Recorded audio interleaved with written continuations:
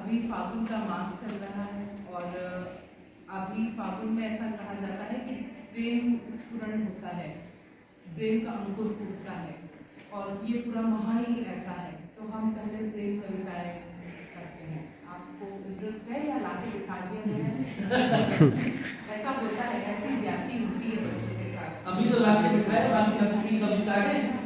अगर ज्यादा लगे तो हल्का सा इशारा कर देना है, अपना एक्सप्रेशन चेंज कर देना, मैं समझ जाऊंगी, है ना? क्योंकि थोड़ा बहुत थिएटर में भी करती हूँ, ठीक है? और देखो अभी का समय है वो और ज़्यादा निपुणता का समय है। दो ही चीज़ बची रह जानी है, प्रेम और उसके साथ हमारी कला। अगर हम बहुत संवेदनशील हैं तो ही हम कलाकार हो सकते हैं। मैं सिविल सर्विसेज का इंस्टीट्यूट चलाती हूँ। अक्सर उन बच्चों को कहती हूँ कि हम IAS बना सकते हैं, IPS बना सकते हैं, इंजीनियर बना सकते हैं। कलाकार पैदा होता है, आप लोग बॉर्न कलाकार हैं। भाई आपको कोई मुद्रा सिखाई जाती है तो वो आपको बता दी जाती है, उसको आप बनाते हो, उसको आप खूबसूरती से बताते हो। अगर आपकी खुद ही है, यहाँ जो टीचर्स है वो आप खुद तराश रहे हैं, यदि वो खुद तराश रहे कलाकार पैदा होता है। तो आप लोग सब पैदाइशी कलाकार हो। तो पहले तो इतने बड़े बड़े कलाकार मेरे सामने बैठे हैं, खुद के लिए जोरदार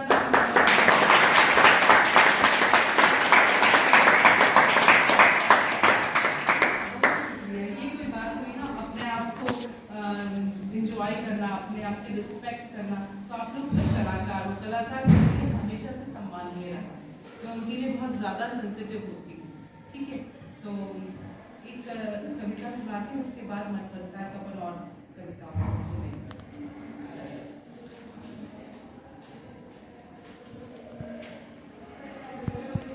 पहली कविता है चाहत।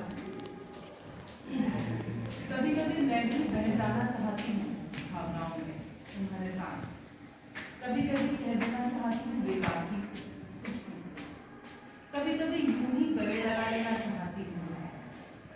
हमेशा प्यार की चर्चा में लगती है, लेकिन कभी कभी अपनी उलझन और उदासी भी छोड़ देना चाहती हूँ तुम्हारे कांधे पर। कभी कभी चुगली कर रूठ जाना चाहती हूँ तुमसे, लेकिन इतनी सी शर्त के साथ कि तुम मनाओगे। रूठने का मजा तभी है जब कोई मनाए। तो कभी कभी चुगली कर रूठ जाना चाहती हूँ तुमसे, लेकिन इतनी सी शर्त के साथ कि तुम मनाओगे। कभी कभी अपनी ज़रूरतों के लिस्ट लापरवाही से थमा देना चाहती हूँ तुम्हें। कभी कभी दूर तक चल देना चाहती हूँ तुम्हारे साथ, कहीं ना पहुँचने के लिए। कभी कभी मैं कुछ भी और ना चाहकर सिर्फ और सिर्फ तुम्हारा साथ चाहती हूँ, जिसमें बगैर सवारे बाल और सरकते आंचल की फिक्र ना करनी पड़े मुझे। कभी कभी इस तयशुदा जिंदगी से निकलकर मैं तुम्हारे साथ खुलकर जी लेना चाहती हूँ। कभी कभी कुछ देर जबरदस्ती कर तुम्हें सुना देना चाहती हूँ अपना लिखा एक एक लफ्ज़। कभी कभी मैं बेपरवाह हो लुटा देना चाहती हूँ खुद को।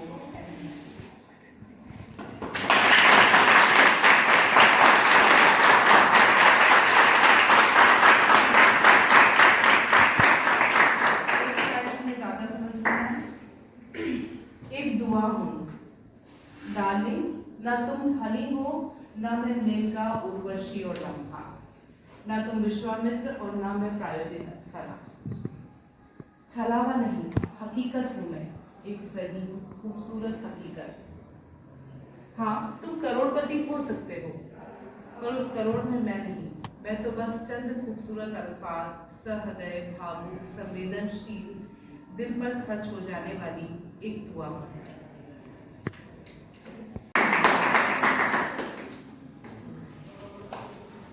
मजा नहीं आ रहा हो तो ताली और जोर से बजाओगे, समझ में आ जाएगा।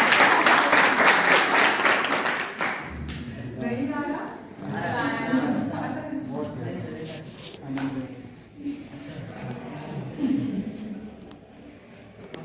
अभी कविता का शीर्षक कहे को नकार नहीं पाते और वो भी तुम्हारे कहे का मान रख ही लेती है ना, बस यही।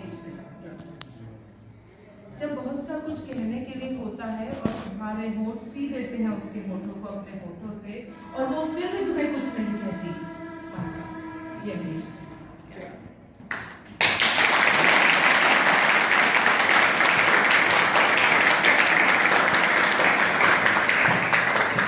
बहुत होते हैं, लेकिन आंखें जो एक बस उसे देखकर चुंधिया सी जाती है ना, बस यही इश्क है।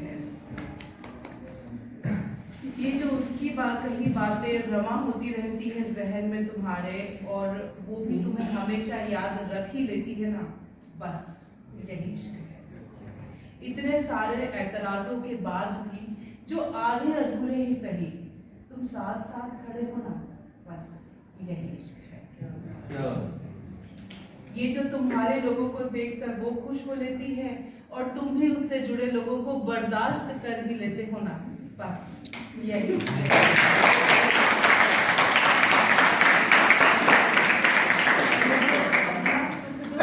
कहने की तलब बनी रहती है, जिसे तुम अक्सर अनसुना कर आगे बढ़ जाते हो, फिर भी बस यही इश्क है। तुम्हें चाहने के बाद भी जो सरेराह तुम्हारा नाम लेकर नहीं पुकारती, तुम पे कोई अधिकार नहीं जताती, बस यही इश्क है।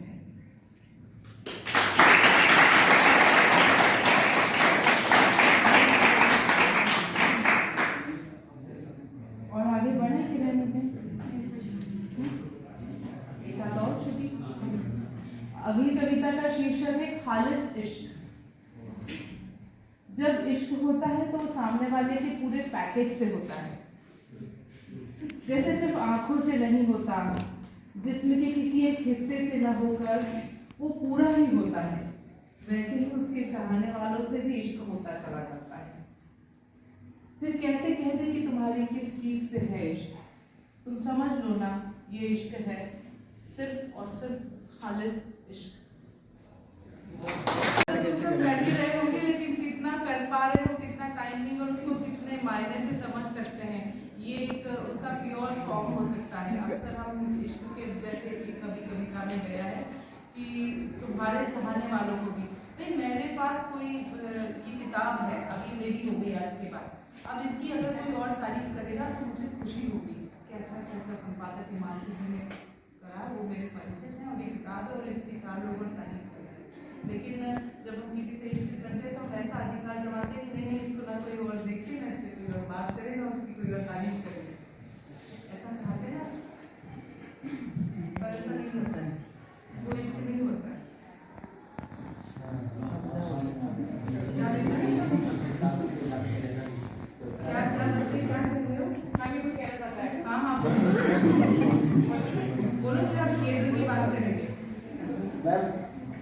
ब्लॉक होके दूसरी आईडी से ये भी इसका है, बिल्कुल इसका है। मैं इस पे कविता सुना के आई है।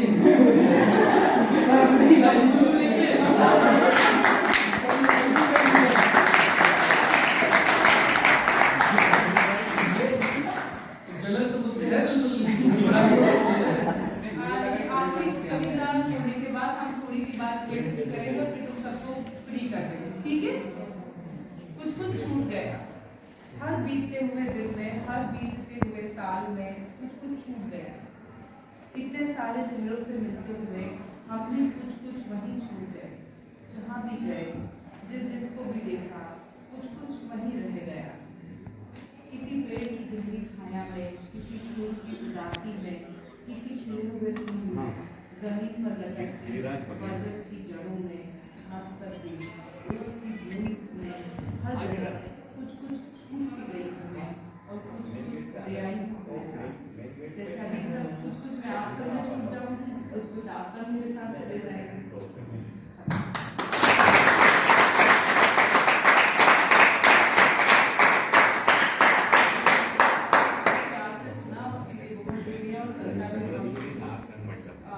आप में से कितने बच्चे जो खेल वाले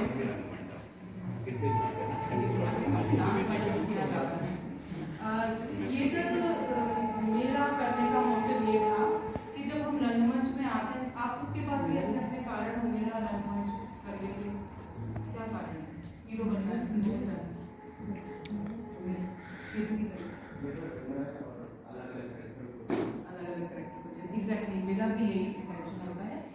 हम एक जिंदगी में बहुत सारी जिंदगियां नहीं जी सकते, लेकिन जब हम मंच पर होते हैं तो हम एक जिंदगी में बहुत सारी जिंदगियां जी लेते हैं।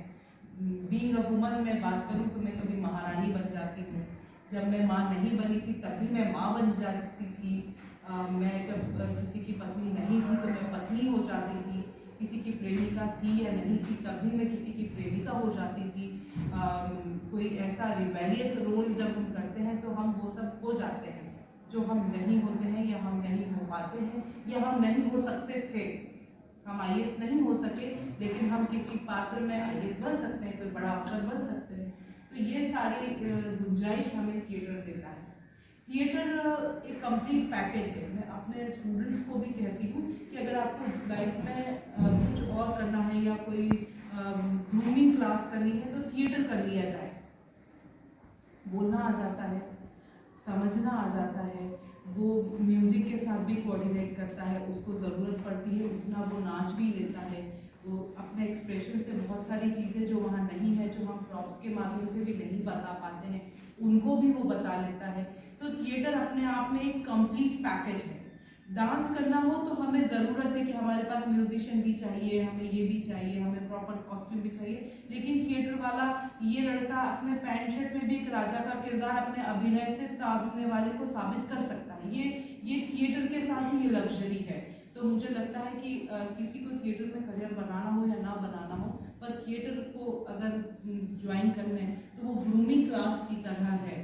जो बच्चे आज बोलना सीख रहे हैं या बोलने की उनको प्रैक्टिस नहीं है, अच्छा जब आप थिएटर करने आते हैं तो आपके सर बैठे हैं वो एक एक संवाद पर, कहाँ कॉमा है, कहाँ फुल स्टॉप है, कहाँ कितना पॉज लेना है, ये जो बिहाइंड द कर्टन की चीज़ें होती हैं, क्योंकि कॉमा, मात्रा और पॉज का ज़िंदगी में बहुत महत्व है। आपने कोई चीज़ बोल कर एक डॉट लगा के छोड़ दिया, जैसे मैंने मेरी कविता में जो इश्क वाली है, बस यही इश्क है, उसमें कहा कि बहुत सारा कुछ तुम्हें कहने की तलब बनी रहती है और उसे तुम अक्सर अनसुना कर आगे बढ़ जाते हो, डॉट डॉट डॉट। फिर भी ये है तो बहुत गुस्से वाली बात, फिर भी यही इश्क है। तो ये जो बिहाइंड द कर्टन समझने वाली चीज़ें हैं, ये लग्जरी हमें थिएटर ज़्यादा देता है। तो इस लिहाज से थिएटर बहुत ज़रूरी है। लाइवनेस होती है। अभी एआई का ज़माना है, लोग कह रहे हैं एआई आ जाएगा तो सब खत्म हो जाएगा, हम लेखक और कवियों की भी ज़रूरत नहीं रहेगी क्योंकि वो बहुत अच्छे अच्छे वर्ड्स लेगा और कोई बहुत सुंदर सी कविता बना देगा। लेकिन वो लाइवनेस कहाँ से लाएगा जो आप में और मुझ में है, कि आपको अच्छा लग रहा है या नहीं लग रहा है, मुझे आप प्यारे लग रहे हो कि नहीं लग रहे हो, सिर्फ मैंने कह दिया आप प्यारे बच्चे, ऐसा तो नहीं है। तो ये एआई कैसे लाएगा? तो थिएटर या इस तरह की जो भी लाइवनेस चीज़ें हैं वो हमेशा हमें एक दूसरे से जोड़े रखेंगी और हम बहुत सारे अवसाद, बहुत सारे तनाव, बहुत सारी चिंताओं से उस वक्त बाहर हो जाते हैं जब हम उस कैरेक्टर को कर रहे होते हैं या हम उसको पढ़ रहे होते हैं, हम रीडिंग कर रहे होते हैं, हम जी रहे होते हैं। तो ये सारे लाइवनेस मुझे लगता है, और थिएटर एक नशे की तरह है जिसे किया जाता है, और मुझे लगता है कोई भी और नशा करने से ज़्यादा नशा इन चीज़ों में है, हमारी कलाओं में है, हमारी संस्कृति में, तो हमें इनको जीना चाहिए। और मैं आप लोगों को बहुत सौभाग्यशाली समझती हूँ कि आप इतने अच्छे मेंटोर के अंडर में इतना सुंदर काम कर रहे हो, और पता नहीं आप आज से 10 साल बाद कहाँ कहाँ किस जगह होंगे, पर मेरे लिए खुशी की बात होगी कि मैंने आप सबके साथ कुछ बातचीत करने की। बहुत शुक्रिया।